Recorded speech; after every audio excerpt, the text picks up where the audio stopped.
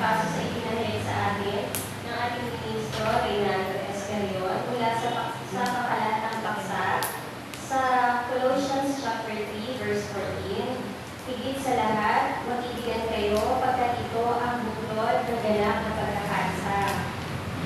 At sa paksang talata po, kaya pagsikapan natin gawin ang mga bagay na makapagdudulot ng kapayapaan at makapagpapatibay sa bawat isa.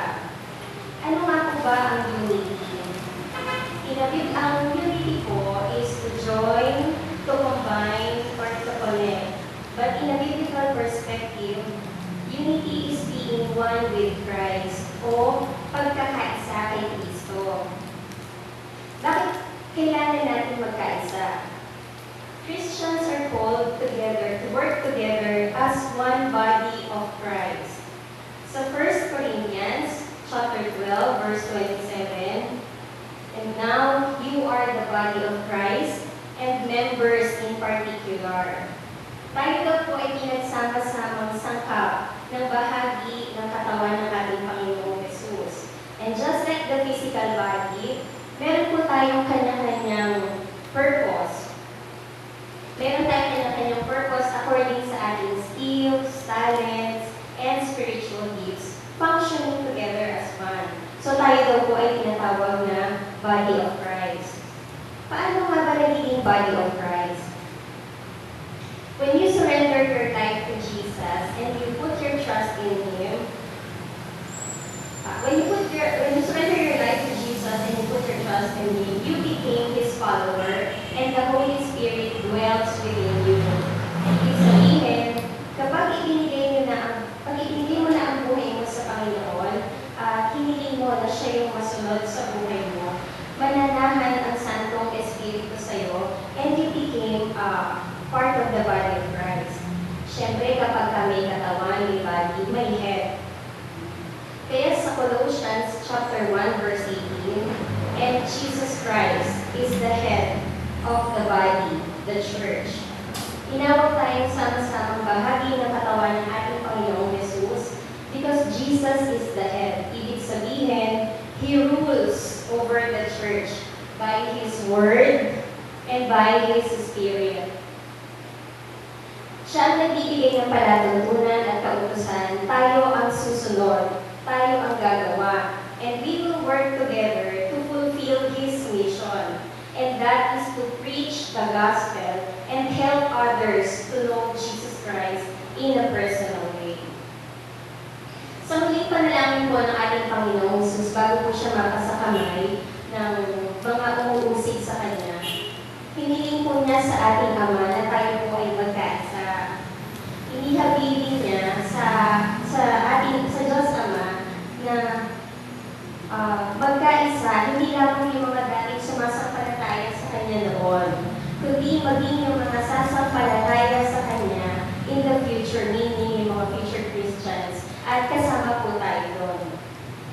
Hiniling niya na magkaisa sila, kagaya ng pagiging isa ng Diyos Ama, Diyos Anak, at Diyos Espiritu Santo. Because He is a triunity God. Ibig sabihin, hindi po sila nag-ooperate magkakahiwalay. Kaya kung tayo daw po ay nagkakaisa, it is a reflection of the unity of God the Father, God the Son, and God the Holy Spirit. Sa Ephesians chapter 4, verse 3, sikapin ninyong mapanatili ang pagkakaisa ng kaloob ng Espiritu Santo sa pamamagitan ng kapayapaan na nagbubuklod sa inyo na may iisang katawan at iisang Espiritu. Kaya paano daw po tayo magkakaisa? One body, one spirit. Ibig sabihin, nagkakaisa sa layunin, sa patnubay ng Santong Espiritu. Ngayon, saan daw po tayo dapat magkaisa? We need to be united in worshiping and honoring God. Sama-sama po tayong paparangalan ang ating Panginoong Jesus at tulungan.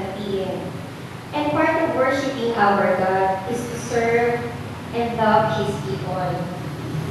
Paano natin maipapakita ang pag-ibig para ma-experience natin yung perfect unity? Sa Colossians chapter 2, verse 6, kung paano ka ninyong magsilakad din kayo na gayon sa Kanya.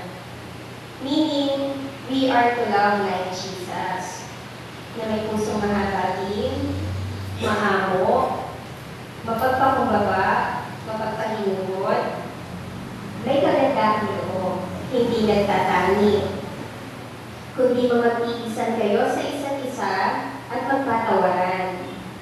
Kung ang sino man ay may sumbong laban sa kanino man, na kung paano pinatawag kayo ng Panginoon, ay gayon din naman ang inyong gawin.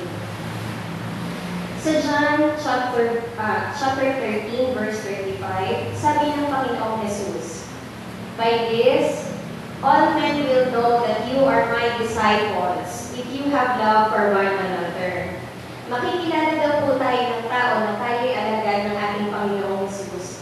Hindi po kung gaano tayo kadalas nakita sa loob ng bahay-sambahan, hindi po kung gaano tayo kadaling memorya ng mga Bible verses, kundi po kung tayo daw po ay may pag-ibig sa bawat isa.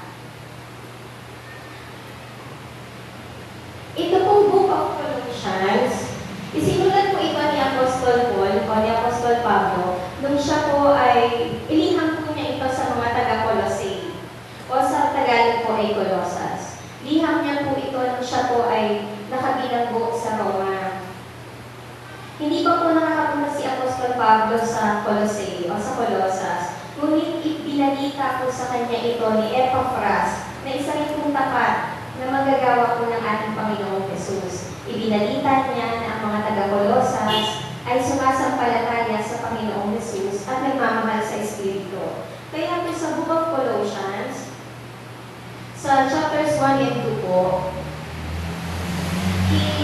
inahayag ni Apostol Pablo kung gaano yung supremacy o yung kapangyarihan ng Panginoong Diyos. Hindi lang dahil He created heavens and the earth, kundi ipinahayag niya kung gaano kadakila ang pag-ibig ng Diyos nung ibinigay ng Panginoong Jesus ang kanyang buhay para sa katubusan ng ating mga pagkakasala. Ibig sabihin, Jesus Christ is the expression of God's love for us. At sa chapter 3 and 4 naman, gayon din sa Book of Ephesians, itinuro naman sa atin ni Apostol Pablo kung paano natin isa sa buhay at kung paano tayo lalakad sa pagkakaisa ng may pag-ibig. Ilan sa halimbawa ay sa Ephesians chapter 4, doon po natin mababasa, ipinaalis po sa atin ang mga alitan, galit, bitterness o yung mga galit po na lumalim na, nagtagal na, mga kadaldalan, pagsisinungaling, because alam natin na si Satan ang ama ng lahat ng kasinungalingan. Pandaraya, gossiping o chismisan, mahahalay na salita, paglalait, at masasamang kaala. Pinaalis sa atin ito ni Apostol Pablo kasi ito ay ilan lamang sa mga halimbawa na naging dahilan ng division o pagkakabahabahagi maging sa pamilya at sa loob ng church. Mga kapatid, God wants to bless our church. Kaya ang hamon niya sa atin, ang challenge niya sa atin is to love and be at peace with all men. Huwag natin tignan ang bawat isa ayon sa kanyang kahinaan at sa kanyang pagkakamali, kundi mag-alalayan tayo ng may pag-ibig. Dahil sabi, love covers the multitude of sin. Yung pag-ibig natin sa bawat isa, yun ang magpupuno sa mga pagkukulang, pagkakamali, at kahinaan ng bawat isa. Kaya gawin natin ang lahat upang mapangalagaan ang pagkakaisa sa pananampalataya para sa kapayapaan. Dahil may babala po sa atin sa 1 Peter chapter 5, verse 8 hanggang 9. Sabi po ng banal na kasulatan, be on the alert, be vigilant. Your enemy, your adversary, the devil, walk around like a roaring lion, seeking someone whom he may devour. Ibig sabihin po, yung kalaban po natin ng diablo, lagi pong nakaabang kung sino ang nasisilo niya. Satan wants nothing more than to divide families and believers inside the local churches. Pero ang sabi po ng Panginoon, be steadfast in faith. Because Satan doesn't fear a big church. He fears a prayerful and a united church. Kaya kung tayo daw po ay nagkakaisa na may pag-ibig, magtutulog daw po ito ng kapayapaan at ikatitibay ng bawat isa. Strength to overcome challenges dahil no matter how good of a Christian we are, hindi po tayo exempted sa mga pagsubok. Kaya paano daw po tayo magtatagumpay? Sa Joshua chapter 1, verse 8, sabi po, this book of the law, ang Bible daw po, this book of the law shall not depart from your mouth, but you have to meditate it day and night, so that you will be careful to do according to all what is written in it, and then you will make your way prosperous, and you will have success. Sino po gusto ng prosperity at ng success? Amen. O di ba po tayo? Ngunit ang sabi po ng Panginoon, kung ginawa ng Diyos ang langit at ang lupa, alam niya kung paano tayo magtatagumpay eh. Kaya ang sabi po ng Panginoon, yun daw po ay kung babasahin natin at pagbubulay-bulayin natin ang banal na kasulatan at susundin natin mabuti, tayo daw po ay magtatagumpay. Kaya mga kapatid, I encourage you to read the Bible at sama-sama po tayo mag-aral at magtulungan sa ikalalago po ng ating pananampalataya at relasyon po sa ating Panginoon. May the God of love and peace be with us always. All the highest honor, glory, and praises to our Lord Jesus Christ, our King. Purihin po ang Panginoon.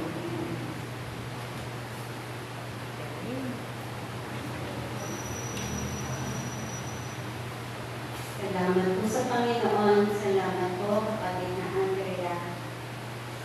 Jesus Christ is the expression of God's love. Yun po yung napulot ko sa Kanya. Ang Panginoong Jesus po yung expression ng pagmamahal ng Diyos sa lahat ng nananampalataya. Tayo po lahat ay muling tatayo, aawit po tayo, kasunod po ng pag-awit natin ng paanyaya sa banal at